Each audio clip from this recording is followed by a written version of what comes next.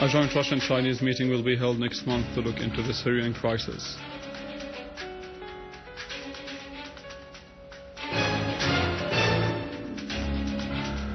Syrian army units are still clashing with armed terrorist groups.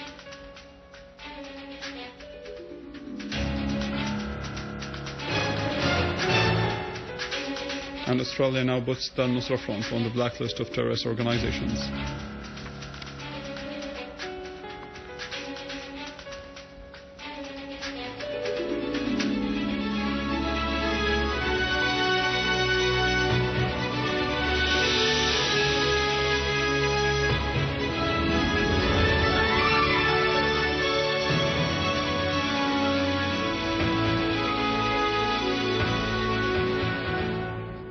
Good afternoon, this is news in English from the Syrian Arab television in Damascus.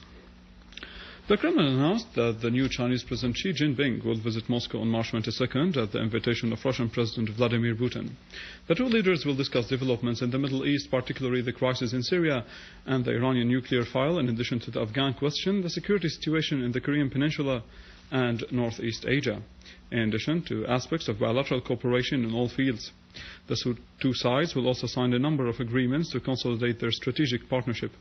The Kremlin also pointed out that this summit in Moscow will also concentrate on developing Russian-Chinese cooperation in the UN, the G20, the BRICS group, and the Organization of Economic Cooperation in Asia and the Pacific.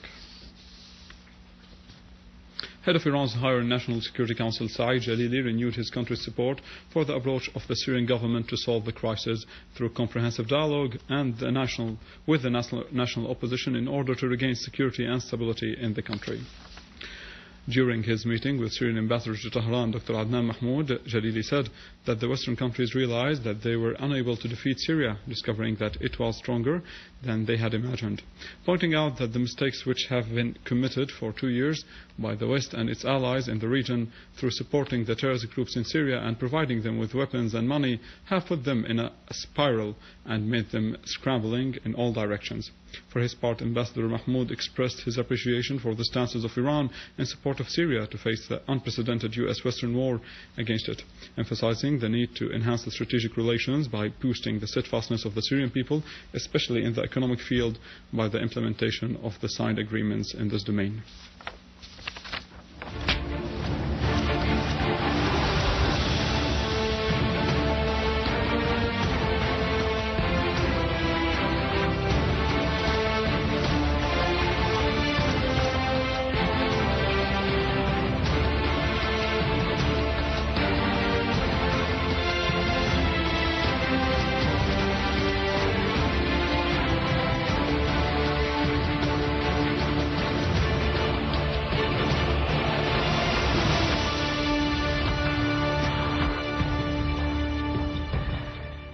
Moving to field developments, terrorists attacked a bus this morning along the highway between Aswada and Damascus, killing and wounding several passengers. An official source also told news reporters that terrorists opened fire at the bus near Najha, killing a child and a young man and wounding several others.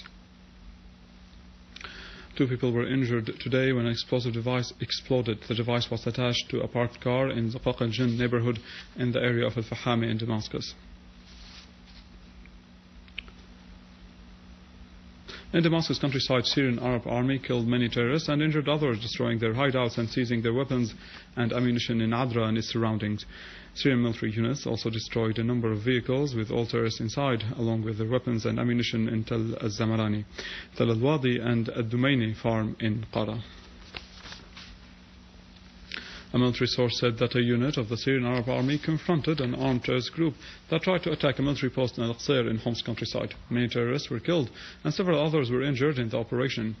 Their vehicles were also destroyed. The source added that another unit of the Syrian Arab army killed many terrorists and injured several others who were trying to attack army posts in the surrounding area of the hotel's area in the eastern neighborhood of Palmyra.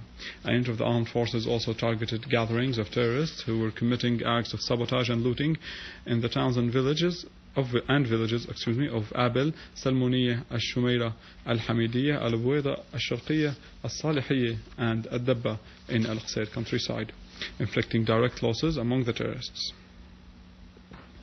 In the city of Homs and in the context of chasing the remnants of the terrorists in the neighborhoods of Bab Houd, Bab Amru and Al Qusur, units of the Syrian Arab Army eliminated dozens of terrorists and injured many others.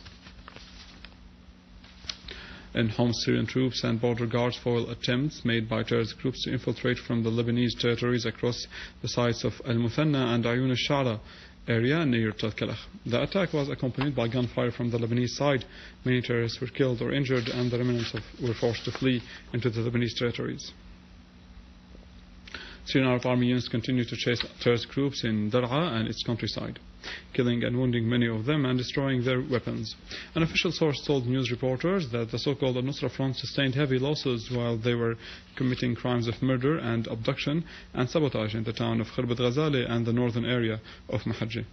The source added that a unit of the Syrian army destroyed a terrorist hideout in Al-Shumara inside the town of Dar'a. A unit of the armed forces clashed with terrorist groups, killing several of them, including Abdullah Ahmed Abu Isba' and Nasser Mustafa Abu Nabut. Many touristic establishments became targets for terrorist attacks, looting its contents and using it as hideouts for terrorists. Security forces in Palmyra liberated the Faro Hotel, Samir and Bedouin area, killing 10 terrorists and wounding 15 others. Liberated hotels showed traces of terrorist sabotage after they were important touristic destinations. While the Syrian army continued to clean the city, the security forces killed and wounded many terrorists and confiscated from them a lot of stolen goods, including explosive devices and medical equipment. Australian government announced yesterday that it had listed the so-called Al-Nusra Front in the blacklist of terrorist organization. Australia has thus become the second country to do so after the United States of America. The Australian Foreign Minister, Bob Carr, said Australia would deprive this organization of financial support. He added that this organization has 5,000 terrorists operating in Syria and a long history of terrorist attacks, not only against the Syrian army but also against civilian citizens. Mr. Carr added that there would be no place for this organization in Syria or anywhere else. He pointed out that there were direct evidence showing links between this terrorist organization and Al-Qaeda in Iraq. Any Australian citizens collecting money for this terrorist organization could be imprisoned for 10 years. All the financial sources of this organization will be confiscated, and everybody should report such financial activities to the Australian Foreign Ministry. The damages in schools and educational institutions in the Damascus countryside exceeded 1 billion Syrian pounds. The cost of rebuilding the destroyed 15 schools would amount to 375 million Syrian pounds. The school partially destroyed would cost 183 million Syrian pounds to be repaired. There were sabotage acts in more than 200 schools. The cost of repairing them would exceed 500 million Syrian pounds. More than 240 schools were also sabotaged, causing damages exceeding 72 million Syrian pounds. The terrorists also stole 5 cars costing nearly 3 million Syrian pounds. The total cost of repairing 180 schools last year amounted to 60 million Syrian pounds. In Chicago, Syrian students joined several Arab communities in a large demonstration in support of Syria and its war against terrorism.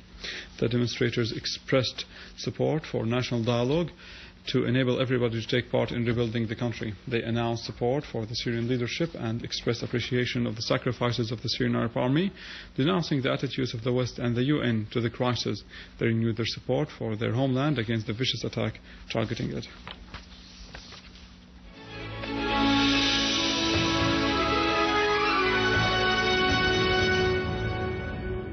In Cairo, more than 30 people were wounded during renewed clashes between demonstrators and the Egyptian police before the headquarters of the Muslim Brotherhood in the area of Al-Muqattam. Medical sources said cars received 30 cases of wounded victims, while more than 20 demonstrators were detained. The Union of Egyptian Journalists organized a protest stand before the office of the Union to denounce the attacks of special guards in the Office of Guidance that belongs to the Muslim Brotherhood against journalists and demonstrators.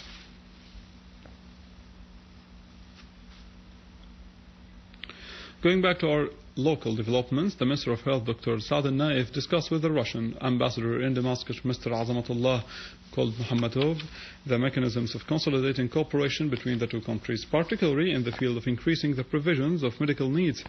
The Minister suggested the signature of an agreement of mutual recognition of registering medicine and medical compounds with the Russian side in order to facilitate the exchange of medicine and to open the markets for these products through eliminating bureaucratic measures. The minister said this agreement would contribute to ensuring the needs of various medical compounds to treat chronic diseases. He pointed out that the ministry supplied all citizens with health services free of charge. In spite of all the challenges and difficulties, the capacities of hospitals have been increased. The Russian ambassador stressed the necessity of consolidating cordial relations between the two countries in a practical way through the continuation of support and assistance and supplying the Syrian needs of medicine and health equipment. With this, we come to the end of our news for today. You can learn more on our website in English, www.syriaonline.sy. Stay with us, the latest in economy and finance after the break with Nariman.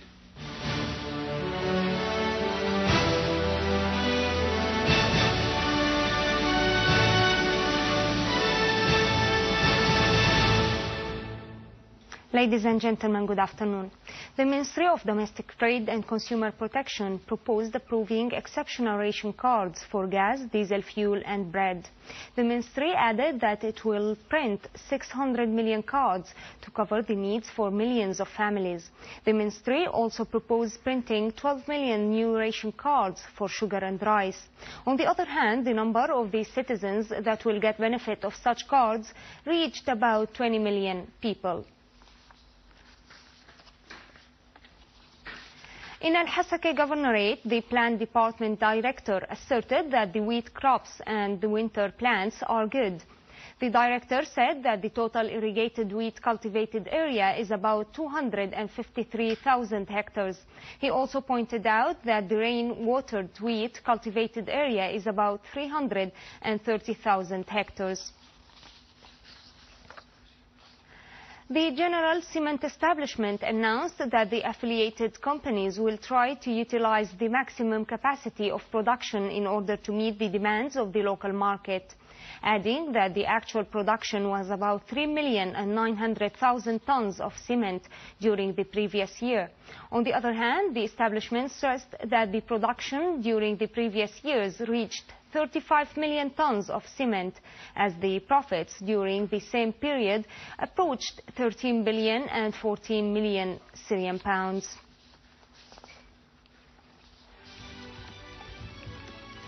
The crude oil price fell more than $1, declining from $109 per barrel, while prices of the stocks in addition to the US dollar were high after a package to save Cyprus included an exceptional proposal which may raise a new financial crisis in the Eurozone.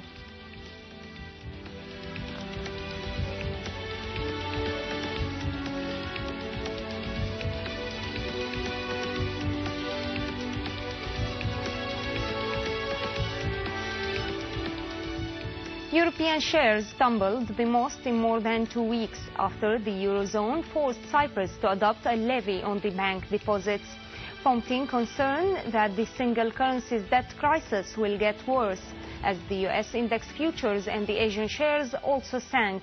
On the other hand, the Nikkei index dropped 1.56% in the early trading of Tokyo Stock Exchange.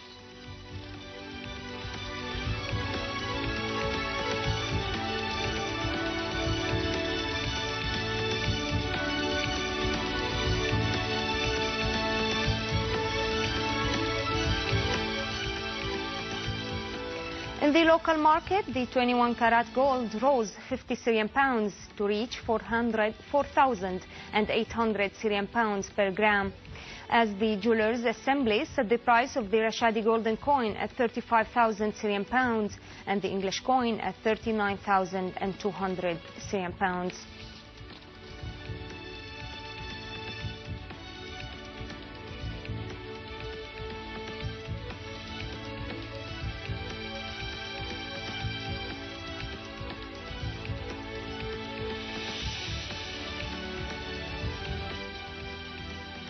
The euro fell the most in 14 months against the US dollar after an unprecedented levy on the bank deposits in Cyprus, as the 17-nation euro declined by the most in 3 weeks against the yen as investors sought the haven assets after Cypriot President bowed to the demands of the Eurozone's finance ministers to raise 5.8 billion euros by taking a piece of every bank account in Cyprus, whereas the yen strengthened against against all of its 16 major counterparts.